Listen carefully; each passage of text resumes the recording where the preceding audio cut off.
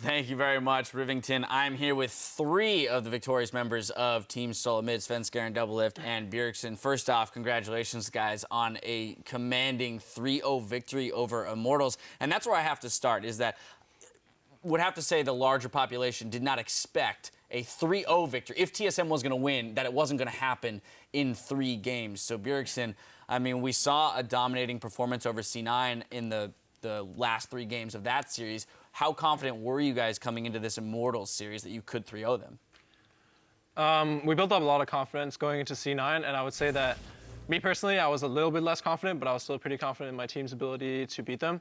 And after the first game, when we came back, I think it just really proved to everyone that even though we can play a bad early game, we can make a lot of mistakes, we can win any game. And that just made us play so much better in the other games. 22-20 was your score line there against Immortals, so fabulous play out of you. Doublelift, coming to you. I did ask you following the C9 series how exactly TSM came together in the 2 weeks that you had off, but here now you've put down the 17-1 Immortals from the regular season. That's just another tier up. So what was it in particular that you guys worked on going into this series against the first place Immortals?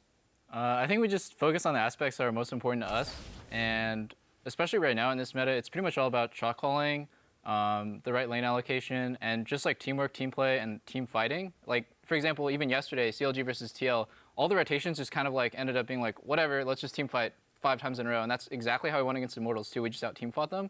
So we really, really tunneled on that. And I think it was definitely like a great like harvest, I guess, of our work.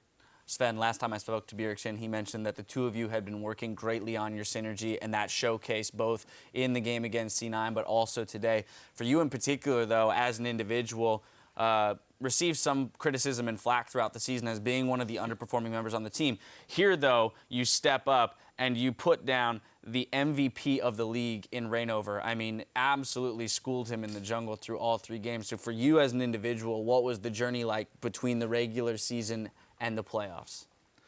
I just feel like the regular split, we just didn't fit together as much as a team. But since the energy lost, then everyone like really thought about what to do and how to improve as a team, and we just came together. And beating Reignover, I think he's really good, but the meta right now is more favored towards me, kind of, because Tank's top is really good, and stuff like Nidalee and Graves jungle can actually work. So he's really good on Rexa and Gragas, which I'm not as good on. So I think the meta just favors us right now. Well, speaking of meta, right, we saw in game 1 kind of an insane composition come out of Immortals. We saw the triple AD carry, but it's not a triple AD carry comp that we've seen prior. We had the Lucian top. There was no Kindred or Graves to be found on their side of the map. So Bjergsen, when that comes out in game 1 of a best-of-5 series, did it throw you for a loop, and how did you guys identify the way to play around that composition?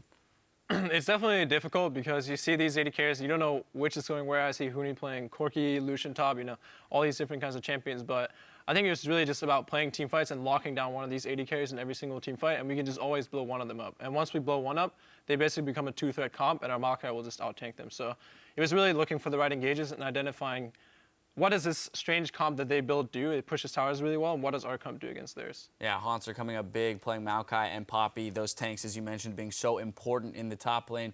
Couldn't help but notice, though, that Echo was absent from the series. Doublelift, I'm going to turn to you on that one. I mean, where does TSM think that Echo falls into the power rankings, given the fact that it seems like the rest of the world is willing to first pick that champion? I think, like, just depending on the team comp, we think Echo's like pretty good, but if you need hard CC, then things like Maokai and Poppy are better because Echo's W is kind of like situational, and he kind of needs setup for it, and he's more of like a dive in the backline sort of champ. Yeah, I'm surprised Huni didn't pick it. I honestly think it's kind of embarrassing that he just can't play Tank's top. Like, first game he played Lucian, I kind of thought he was trolling, and then after that when he just kept playing carries, it was just like really strange. So I think, like Dennis just said, or like Sven just said, the meta kind of favors us, and it's obviously a tank top meta, but Huni just like could not play it. Speaking of which, Huni did have a lot of difficulty in the series today, and in our opening feature of the day, Doublelift, we heard you say that the key to beating Immortals was going to be to beat them in one game, and then they would tilt. I mean, you did just that in game 1, but, you know, there's some sentiment around, well, that was just more of the tilt meme But then at the same time, that's exactly what happened. So how exactly did you guys identify the strengths and weaknesses of Immortals and the right areas to attack going into this series? They're pretty one-dimensional. So Huni just like refuses to play tanks, and Reignover is basically just on initiation duty with like Rek'Sai and Gragas because of that. So it's kind of like a spiral effect. And then Adrian's champion pool is literally just like Karma, Janna, Soraka. So we kind of knew exactly like their bottom lane is just going to play only for lane, and if they don't like completely crush lane, then they're useless. And Pobelter is just like a wave clearing mid laner who plays like pretty standard and consistent, like steady. So I think they're a very kind of easy team to read from the get-go. Yeah.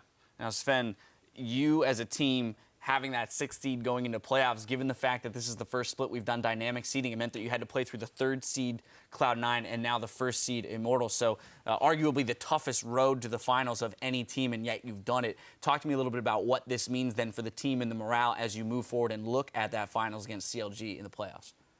Yeah, so having the toughest way to the finals didn't really bother me too much, because if we want to win the split, we have to beat the toughest opponents anyway. So just meeting them early on can give us a lot more confidence going into the finals. And going into the finals, I think we should be very confident, and I think we can beat CLG. Speaking of the finals and speaking of CLG, Doublelift, back to you. You were on CLG winning the finals last split. Here you are on TSM against CLG to try and take that title back. What is your confidence level against this team, having watched them play yesterday?